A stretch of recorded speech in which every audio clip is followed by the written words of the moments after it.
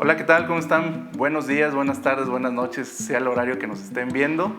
Bienvenidos a su podcast Diálogos Inmobiliarios, en donde tratamos diversos temas que tienen que ver con el sector inmobiliario y que sé que son del interés de todos ustedes. Y el día de hoy tenemos un invitadazo, un invitado de lujo que nos está dando un seminario que tiene que ver con bienes raíces industriales y que es un experto en la materia. Iván, ¿cómo estás? Buenas tardes. Buenas tardes, muchas gracias por la invitación. No, hombre, al contrario, gracias a ti por darte el tiempo, porque como lo mencionamos, lo que buscamos es darle la oportunidad a la gente de que conozca un poquito de lo que hacemos. Claro. Y para eso invitamos a los mejores. Pues muchísimas gracias. Muchas gracias por la invitación. Bueno, Iván, eres director de CBRE, Sí, de la parte de Bajío. Así es. ¿Qué es lo que haces realmente como director de un puesto, de una empresa, de una firma tan importante como CBRE? Bueno, CBRE es la inmobiliaria más grande del mundo en temas comerciales. Y fíjate que casi todas las operaciones que concentramos en México en general, y pues el Bajío no es la excepción, son clientes corporativos que nosotros representamos para la búsqueda y selección de algún sitio. Y en ese sentido, pues apoyamos a las empresas en toda su búsqueda o todo lo que tiene que ver con el real estate comercial. No solo industrial, digo, hay empresas como Continental, como General Motors, que tienen necesidades no solamente de naves industriales, sino también de terrenos, también de oficinas, y abordamos toda esa parte comercial, los apoyamos en ese sentido. Como corredores inmobiliarios, como brokers, pues también manejamos mucho las exclusivas, tenemos algunos inmuebles en exclusiva, sí, pero muy enfocados siempre al tema corporativo, ¿no? Ok, perfecto. Y a raíz de la pandemia hubo un fenómeno que nos alcanzó a nosotros como país y obviamente como ciudad aquí en Aguascalientes, que es el llamado nearshoring. Pero, ¿qué es en realidad el nearshoring, Esteban? Pues bueno, el nearshoring se puso de moda, pero pues la realidad es que no es nada nuevo, ¿no? Son estos fenómenos donde las empresas buscan acercarse a los mercados de consumo. Afortunadamente para nosotros como país, pues somos vecinos del mercado más grande del mundo, que es Estados Unidos, compartimos 3,000 kilómetros de frontera. Entonces es atractivo para cualquier empresa. Y como dice, se puso de moda a raíz de la pandemia porque ¿qué ocurría? Había empresas que tenían sus macrofábricas en China y de ahí exportaban hacia todo el mundo. Claro. Sin embargo, cuando se corta el tema del comercio por el tema del COVID, que se cierran fronteras, a los meses reabren los países, excepto uno que fue China. Okay. Entonces, evidentemente, muchas de las empresas pues, no podían cumplir con sus compromisos, aún restableciéndose la actividad por ese simple fenómeno, ¿no? Entonces, algunas empresas decidieron mejor, en lugar de tener una macro factory en China, pues acercarse a los mercados más grandes, y por eso estamos viendo incluso un gran fenómeno que son muchas empresas chinas llegando a México con el objetivo de vender allá en Estados Unidos. Claro. ¿Y cuál es el papel que juega Aguascalientes o toda esta área del Bajío con el nearshoring? Aguascalientes es una parte muy importante de lo que es este clúster automotriz que ya tiene varios años aquí.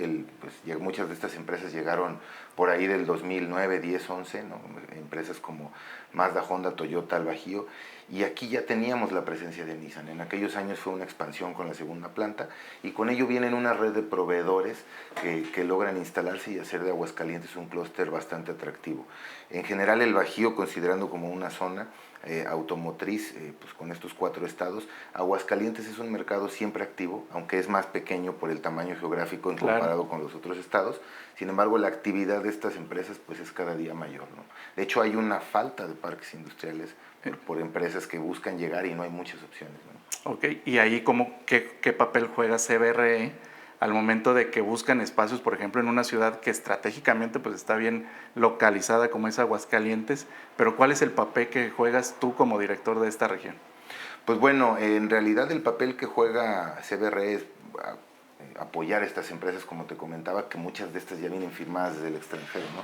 Pero también hay muchos colegas especialistas en diferentes ámbitos del sector inmobiliario, y pues hemos apoyado a desarrolladores a hacer esa transición. Muchos se van de vivienda a industrial, o incluso con inversionistas que han incursionado y han creado nueva oferta de naves, de bodegas, y que por supuesto se han ido absorbiendo de manera bastante exitosa, ¿no? Entonces podemos trabajar del lado del arrendador, o trabajar, del usuario, o del lado del propietario. Okay. Entonces esa es una de nuestras fortalezas. Perfecto. Y siempre cuando hablamos de un tema político, y lo voy a poner aquí sobre la mesa, hace unas semanas acaba de quedar electo el presidente Donald Trump en Estados Unidos, ¿Qué papel juega ahora esa comercialización que tiene México con Estados Unidos, inclusive China-México, México-Estados Unidos? Pues la realidad es que cualquier cambio en ese sentido con Estados Unidos pues nos impacta bastante, ¿no? Ya tuvimos una primera época con Trump donde no fue tanto el hecho de la política que implementó en sí, sino fue el periodo de incertidumbre, ¿no? Ahorita, pues con las amenazas que hay de una posible renegociación, etcétera, quizás, digo, he hablado con algunos inversionistas y me dicen, bueno, aquí el tema es conocer las reglas del juego, ¿no? Claro. Y el periodo en lo que se negocia el tratado, pues son meses de incertidumbre donde muchas empresas se rehúsan a hacer operaciones, ¿no? Algunas otras por la misma dinámica del mercado empiezan a crecer, pero esto ocurre sobre todo con las nuevas, ¿no? Claro. Digamos que las empresas que van incursionando en el mercado mexicano sí se van con mucha cautela y sobre todo porque Trump ha sido muy enfático en mantener la guerra comercial con China. Sí, sí, sí. Y bueno, ¿y qué papel juegan precisamente los tratados de libre comercio o el TEMEC en esta situación? ¿Cuál es tu opinión sobre eso? Pues el TEMEC sin duda vino a poner a México en una escena industrial y económica importante. A principios de los 90, cuando se firma este tratado, pues empezamos a ver la llegada de empresas y hoy en día es una gran consolidación de diferentes clústeres, no solo en el Bajío, sino también pues tenemos en Monterrey clústeres de lo que quieras, ¿no? Empresas farmacéuticas, empresas automotrices, de logística, grandes corporativos, centros de investigación y tenemos mercados como México, el norte, lo que son los mercados de Tijuana, Juárez, todos los fronterizos, obviamente se han ido detonando y es gracias a ese tratado que empezaron a llegar estas empresas japonesas a aprovechar precisamente el Tratado de Libre Comercio, producir en México a un costo mucho más barato y poder llegar al mercado más grande, ¿no? que es Estados Unidos. Entonces esa negociación es muy importante y juega un papel primordial en el comercio que existe entre los tres países, ¿no? Perfecto. Y a nivel global. Claro, y bueno, y se está volviendo una tendencia todo el discurso que ha convocado Donald Trump, donde va a cerrar las fronteras, donde va a incrementar los aranceles, etcétera. Pero ¿tú crees que el endurecimiento de todas estas políticas que está buscando Donald Trump incurrir afecten el nearshoring o afecten la llegada de más inversiones aquí a México? Pues sí, como te comentaba, afecta el periodo de incertidumbre, hay que ver al final qué se logra negociar. Si recordamos en el anterior periodo de Donald Trump, pues él de alguna manera prometía muchos más aranceles, prometía un muro y al final las negociaciones no fueron tan rígidas, ¿no? Creo que al final los equipos negociadores de los tres países son más sensibles con las necesidades que hay en la región y por ende creo que aquí lo que puede llegar a ocurrir, creo yo, es ese periodo de incertidumbre sin actividad, pero no creo que sean tan rígidas. Él ha hablado de meter aranceles hasta del 200% para los autos que se fabriquen en México. Entonces eso sí puede poner en riesgo sobre todo la zona en la que estamos, ¿no? El Bajío. Muy bien. Y en tu perspectiva, ¿cuáles son los principales desafíos que enfrenta el sector inmobiliario? Hablando exclusivamente de bienes raíces industriales, el desafío que enfrenta con todo esto. El desafío hoy en día es la energía eléctrica. Tenemos un tema que pues no nos estamos dando abasto con la energía que se necesita para este tipo de proyectos, ¿no? Hoy en día el tema energético es un tema primordial y preocupante en México, en cualquier parte de México y eso por supuesto impacta directamente, ¿no? Yo creo que ese es ahorita el talón de Aquiles, bueno, digamos la parte más difícil del proceso a la hora de buscar una nueva empresa o su nueva ubicación, el encontrar un lugar con una infraestructura robusta y sobre todo que la energía esté garantizada es un reto el día de hoy y ha subido mucho el costo por ende, ¿no? Perfecto, y lo mencionas bien porque al final de cuentas las inversiones tienen que venir del gobierno federal y muchas de estas inversiones no están llegando a las ciudades que tenemos como Aguascalientes, que tiene un clúster industrial, o inclusive Querétaro, Guanajuato, San Luis Potosí, y esa era la otra pregunta. O sea, ¿qué tan preparadas estamos las ciudades como Aguascalientes para recibir esa inversión, quitando a un lado la parte energética? Pues mira, desafortunadamente el tema energético sí es clave porque vemos incluso aquí en Aguascalientes algunos parques que duraron mucho tiempo cerrados por la falta de energía y ya con la infraestructura, el resto de la infraestructura puesta, ¿no? Con calles, etcétera. Otro de los retos también es el tema de la asesoría inmobiliaria, ¿no?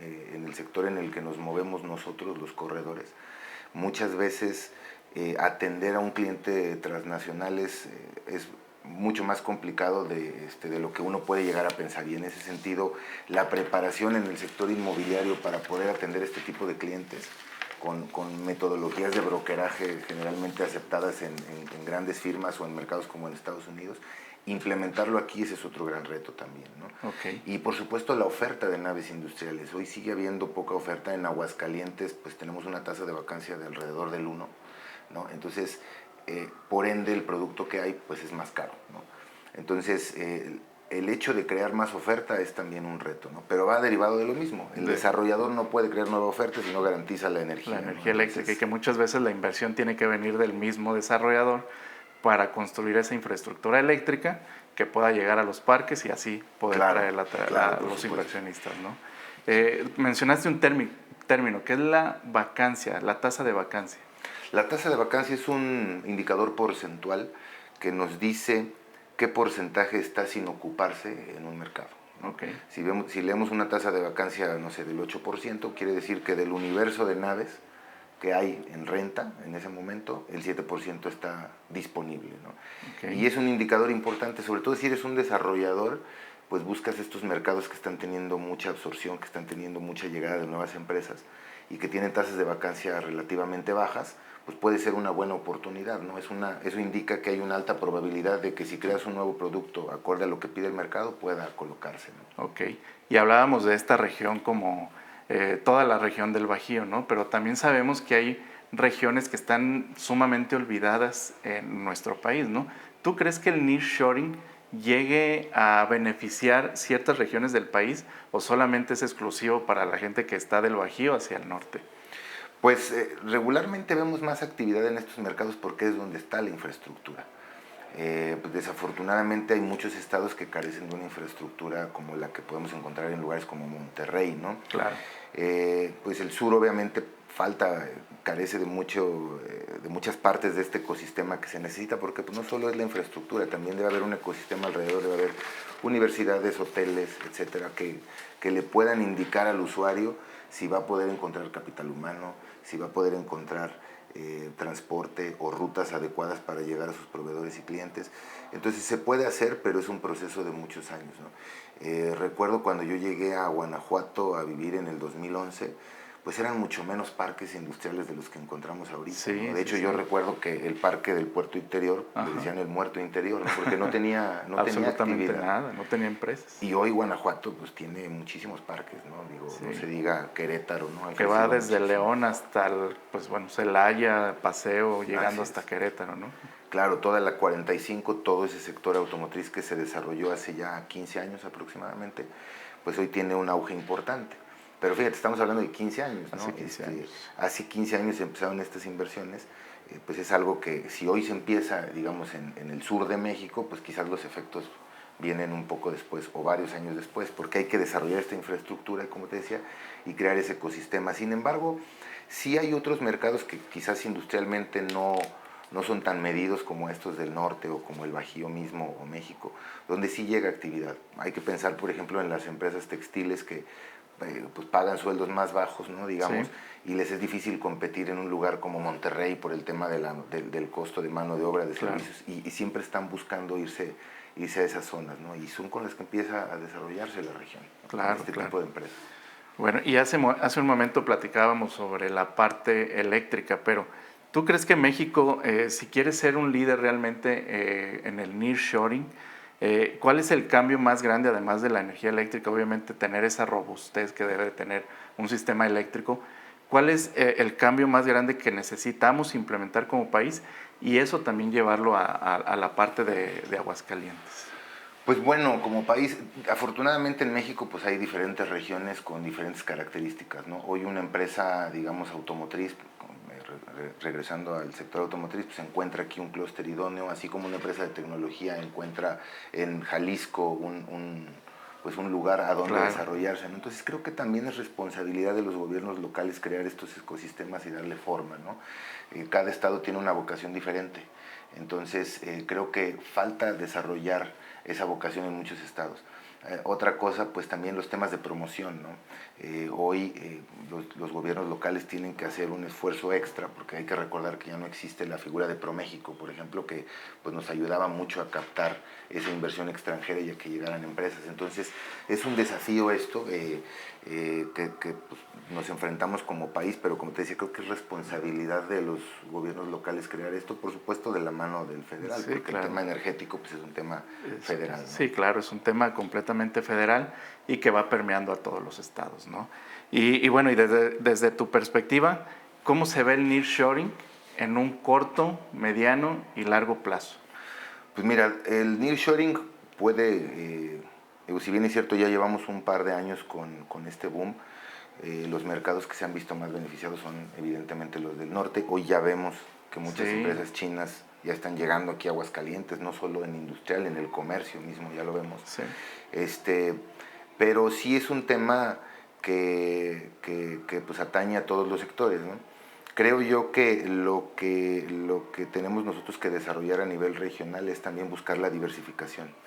Algo importante es que hace rato mencionábamos a Trump, de que amenaza con poner este tipo de aranceles, y si nosotros estamos solamente dedicados a un tipo de industria, una decisión como esas pues, puede ocasionar pues severos problemas en las economías regionales, ¿no? Claro, claro. Y bueno, y en tu perspectiva, ¿cuáles son las características que tiene que tener una ciudad ideal para que un inversionista, ahorita hablábamos sobre todo sobre las inversiones chinas, ¿no? Pero también pueden llegar inversiones de otro país. Claro. Pero ¿cuáles son las características que debe de tener la ciudad ideal? O por lo menos lo que un inversionista puede tomar como los no negociables para llegar a ciudades como a México. Pues bueno, hay muchos factores, ¿no?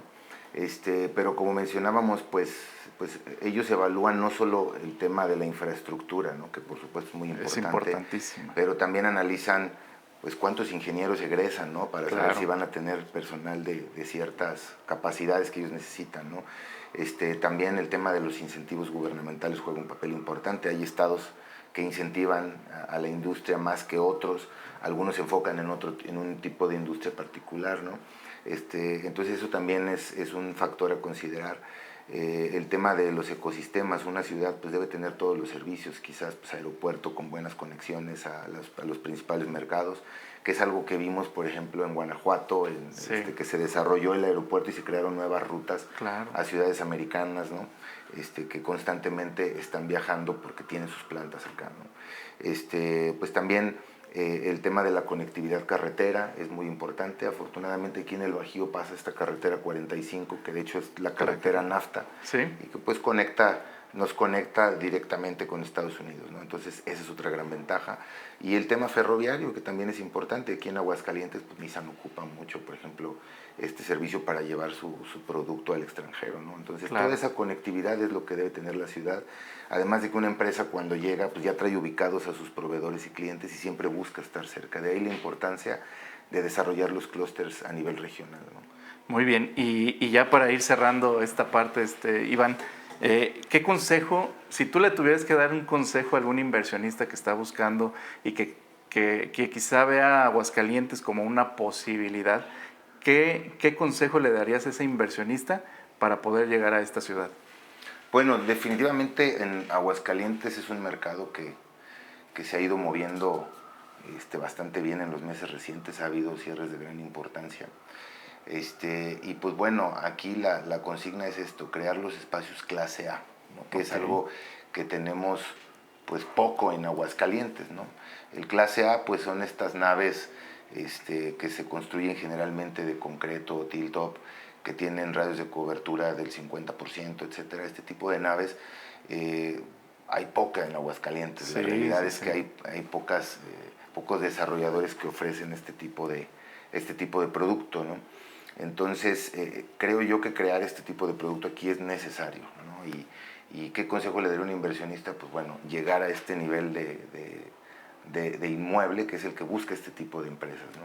Si bien es cierto, aquí hay una gran cantidad de parques industriales, hoy en día la oferta de este tipo de producto, si lo comparamos con el resto de los estados del Bajío, es todavía muy baja. Entonces, cuando llega una empresa, pues no solo estudia Aguascalientes, estudia el resto del Bajío, ¿no? Y a veces pues encuentra muchas más opciones en un estado como Guanajuato, que tiene muchas ciudades medias, ¿no? Que en el mismo Aguascalientes, ¿no? Sí. Aguascalientes es todavía el mercado más pequeño de todo el Bajío, también porque es un estado pequeño, ¿no? Claro. Pero en número de parques, en número de opciones industriales hoy en día, creo que el resto de los estados del Bajío tiene mucha más oferta consolidada. Ok, y ya por último, Iván, ¿qué acción única tendría que hacer tanto gobierno como inversionistas para que se diera con mayor facilidad el nearshoring en nuestro país? Pues bueno, a nivel gobierno creo que aquí el gobierno de Aguascalientes ha hecho buen trabajo. Hemos visto cómo han estado promoviendo el estado, siguen llegando empresas, proveedores de Nissan que siguen creciendo.